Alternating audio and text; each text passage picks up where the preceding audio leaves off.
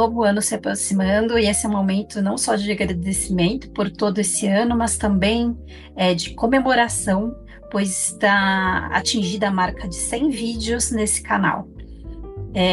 100 vídeos com entrevistas e histórias lindas que foram contadas aqui, 100 vídeos em que se incluem histórias lindas contadas pelo cinema, histórias lindas contadas pelos povos indígenas, e também faz parte da história do meu trabalho, né?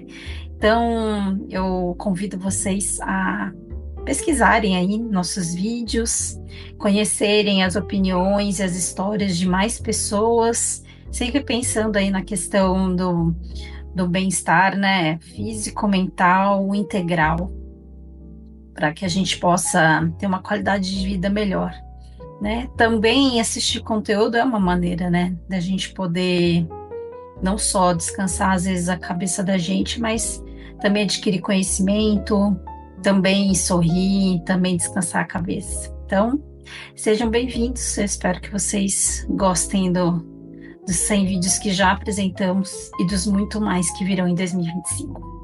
Feliz Ano Novo. E é o que eu oriento as pessoas, é a atividade física, sempre. Eu trabalho na UTI e eu vejo a diferença, doutora, quando interna um paciente que pratica atividade física e quando interna um paciente que não pratica atividade física. Como que é a diferença de tratamento, a diferença de evolução mesmo assim do paciente, sabe? O paciente sai bem, né? Nem todos, mas a grande maioria. Então, a atividade física é o crucial na vida do ser humano hoje, assim. Que joia. Agora vamos visitar teu espacinho para conhecer como você trabalhou aqui, como são as pessoas que você conheceu. Bom. Tá já?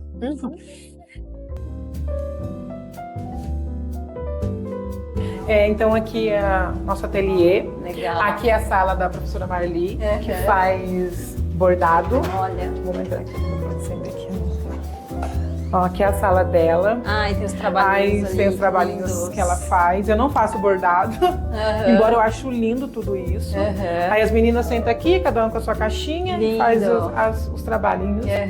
Ali os trabalhinhos delas. Muitos trabalhinhos, né? Muito. Lindo, muito lindo.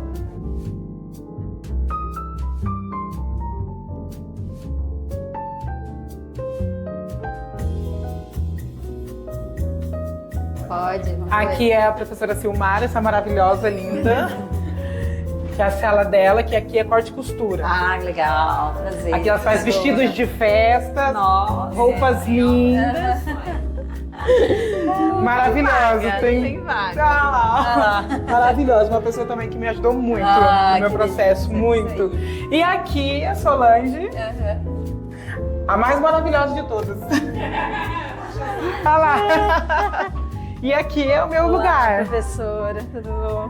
E aqui é meu cantinho. Conta aí dos teus sonhos aí, dentro, né, do desenvolvimento aqui do seu ateliê, né, agora das participações mais intensivas, né, dentro dos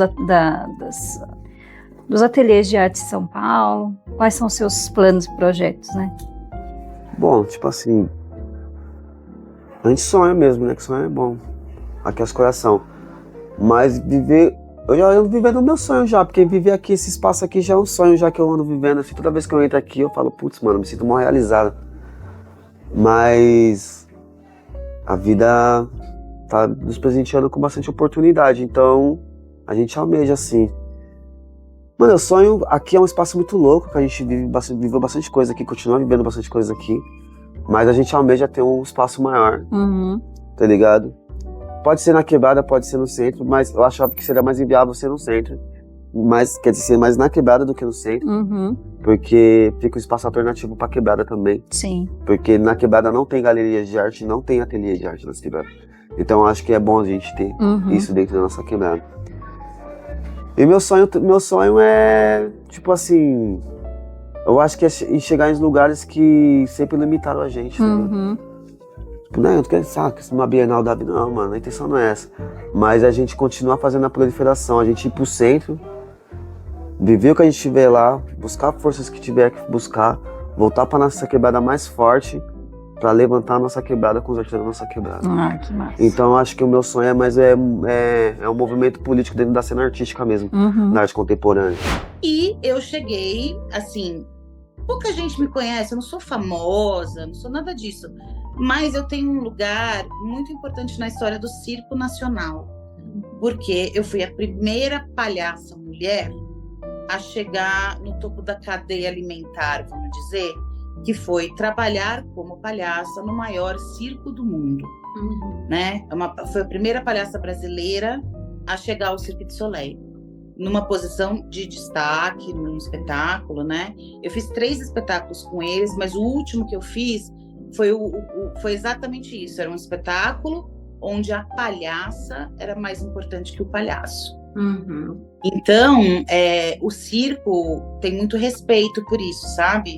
O Centro de Memória do Circo, os circenses, eles me celebram muito mais do que os meus colegas de teatro, né? Que para eles é um trabalho, trabalhar no circo um tempo. Mas eu sempre digo isso, que podia ser eu, podia ser a Manela, que é a Paola Musatti, que é uma grande palhaça, podia ser qualquer palhaça brasileira. Eu sou quase que só o receptáculo, mas o fato de uma mulher palhaça chegar aí, eu carrego todas comigo. Eu estou carregando desde a Chamego, que foi a primeira palhaça preta, que tinha que trabalhar vestida de homem, porque não tinha mulher no picadeiro, né? Então, eu só sou um símbolo, podia ser qualquer uma de nós. Nós chegamos. As mulheres chegaram. Que tipo de alimentos você acha que pode acabar prejudicando a saúde emocional das pessoas, que você aconselharia o público a tentar mudar um pouco, né? Porque dentro das várias mudanças que a gente pensa em promover saúde emocional, eu penso que a alimentação também é algo muito importante, né? O que você acha que prejudica ou que pode contribuir para melhorar a parte emocional dos pacientes? Os pacientes, né, então, que estão em tratamento ou que querem prevenir, pensando em tudo isso, né, a gente tem o estilo de vida e o fator obesidade. Né? Então, as escolhas alimentares que os pacientes fazem, que o indivíduo faz, isso é muito relevante. Então, o que eu indicaria para tentar evitar o consumo em excesso? Alimentos industrializados, que a gente sabe que é, né, cheio de xenobióticos, cheio de toxinas ali que podem não favorecer durante esse processo, tá? Então, evitar fast foods em geral, alimentos embutidos, né, também são cancerígenos, mas também afetam no fator emocional, nesse desequilíbrio nutricional. Sim. Tá? E como são os problemas de saúde aí, Aureo, da parte emocional, né? Já que você falou que você está fazendo faculdade e que, nossa, é um benefício enorme você está fazendo faculdade de psicologia, né? Então, como são os problemas da saúde mental aí dentro do seu povo? Como que vocês conseguem manejar isso? Então, a questão da saúde mental, até algum tempo atrás, ela não era trabalhada. Eu creio que na maioria dos povos indígenas, né? É uma área que está sendo trabalhada agora, recentemente, né? Há alguns anos atrás começou essa questão do trabalho. E no meu povo não é diferente, né? Começou a trabalhar agora. A gente viu essa necessidade, eu mesma, particularmente, vi essa necessidade de estar trabalhando na questão da saúde mental por conta de alguns índices, né?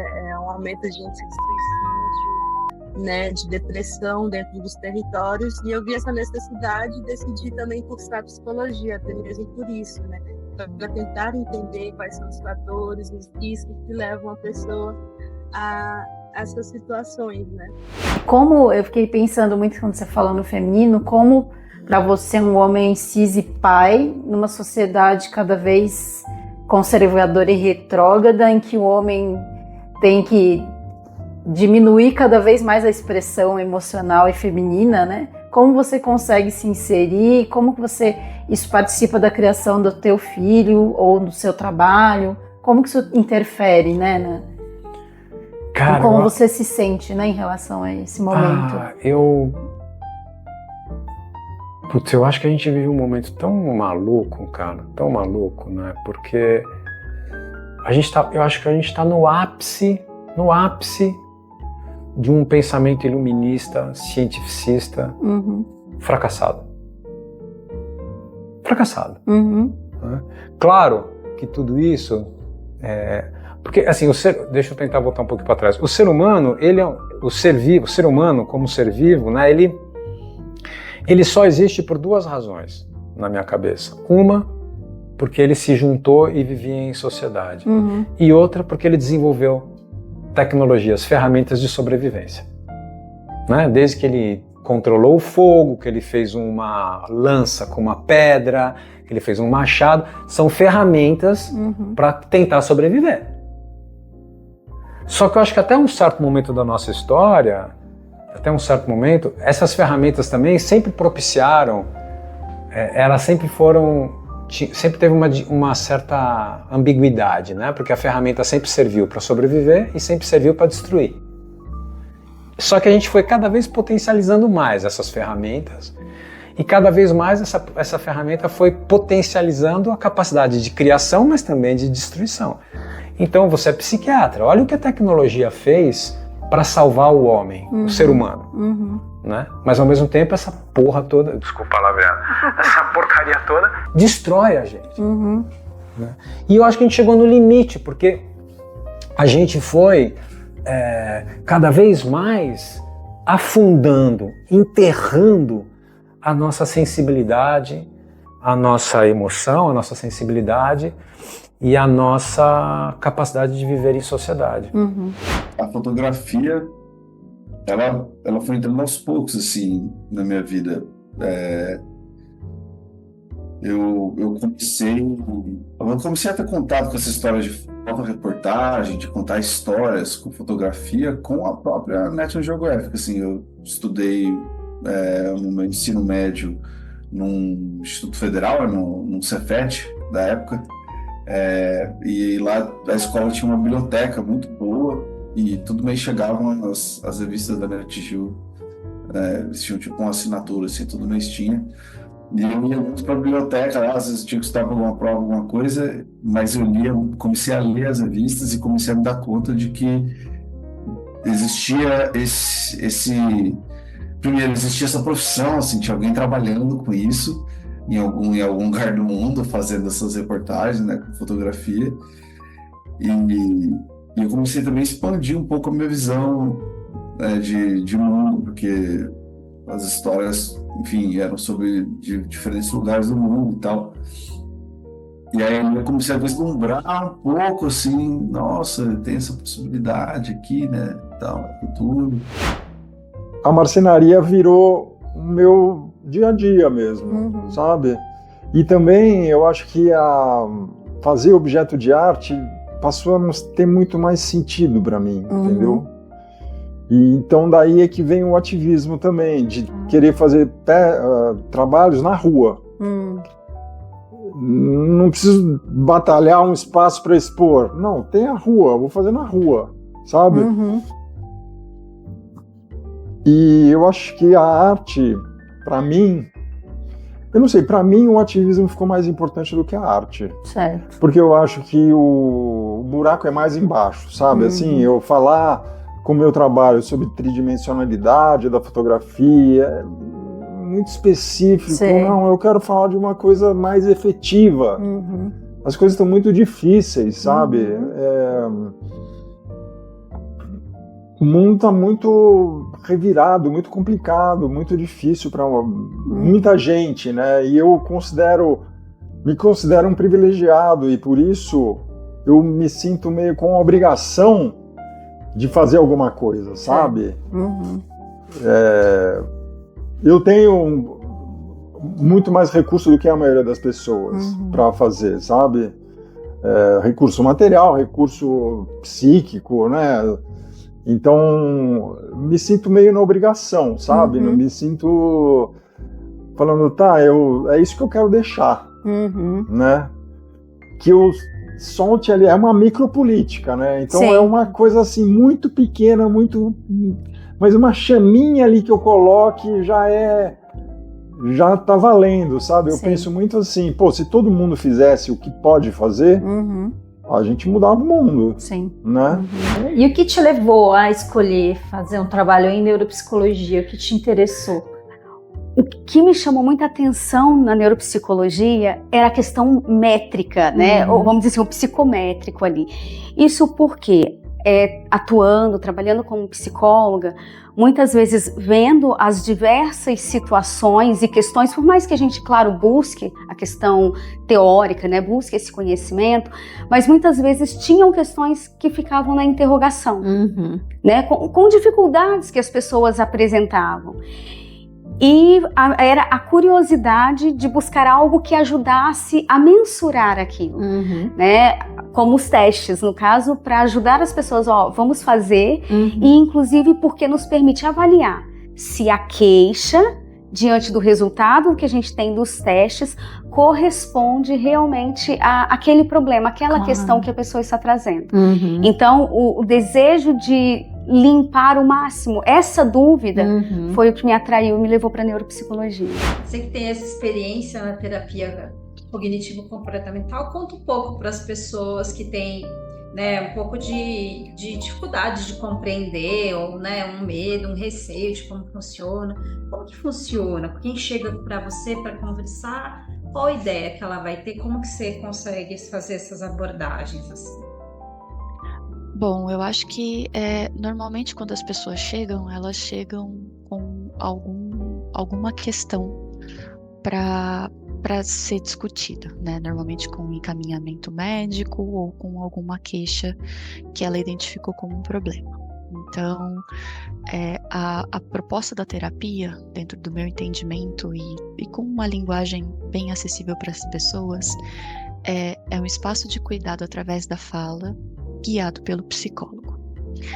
Então, a gente vai tentar entender, através da fala, qual é o sofrimento que essa pessoa está vivendo e de que maneiras a gente pode promover algum tipo de cuidado ali em busca de mais qualidade de vida.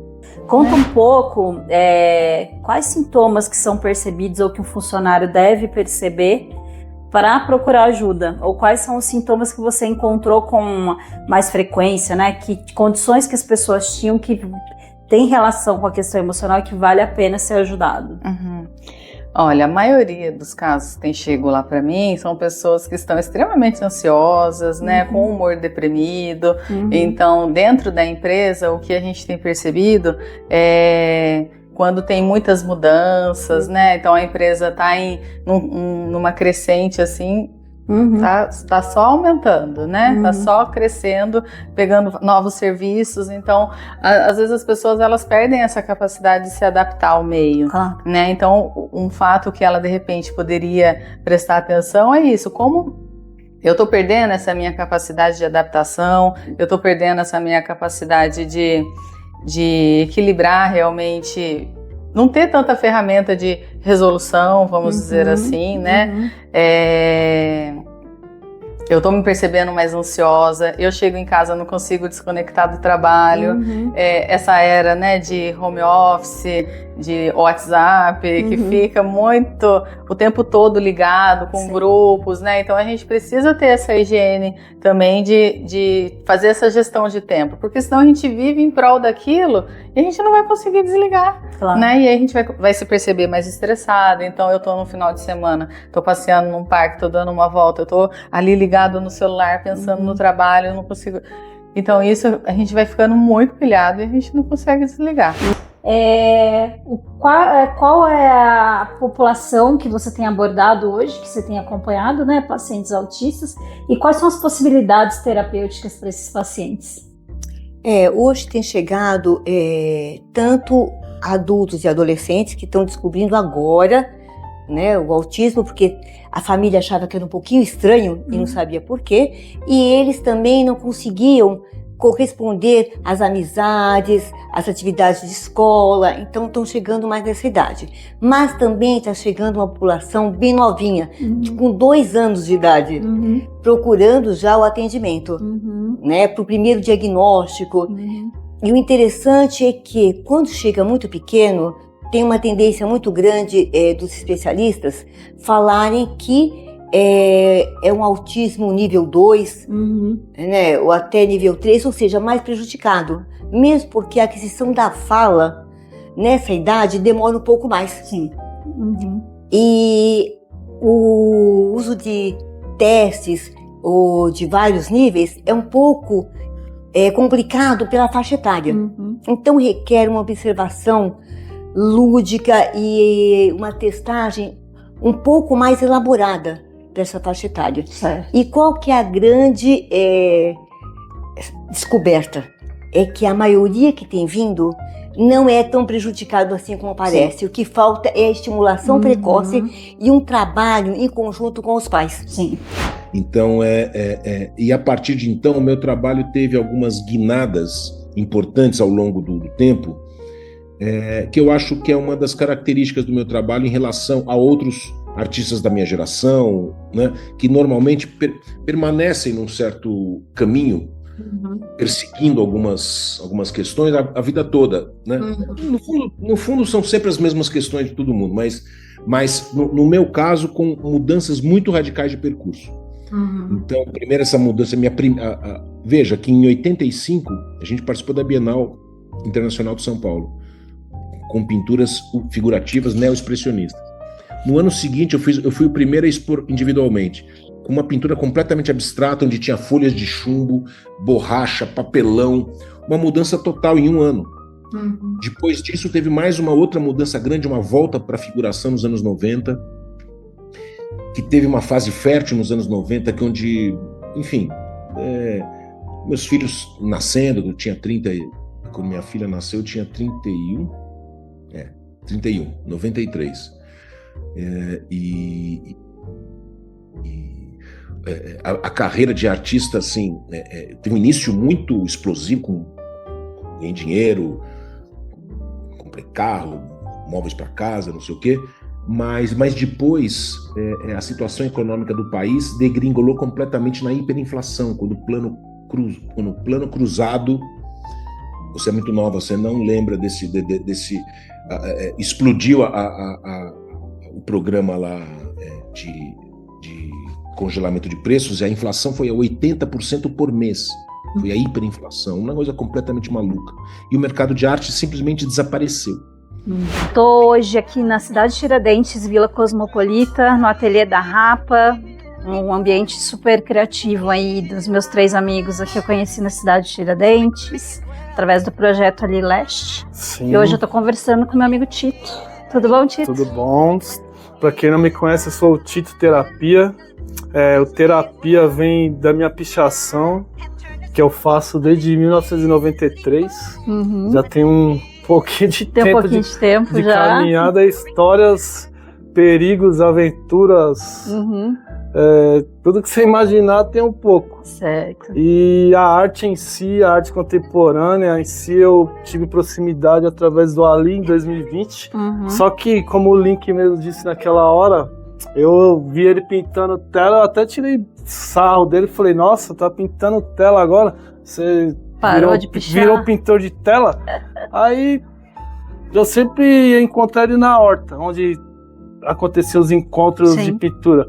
Inclusive foi lá que eu conheci a Ana também, o primeiro dia dela eu estava lá. Olha que legal. Só que eu não pintei, mas eu estava lá. Certo.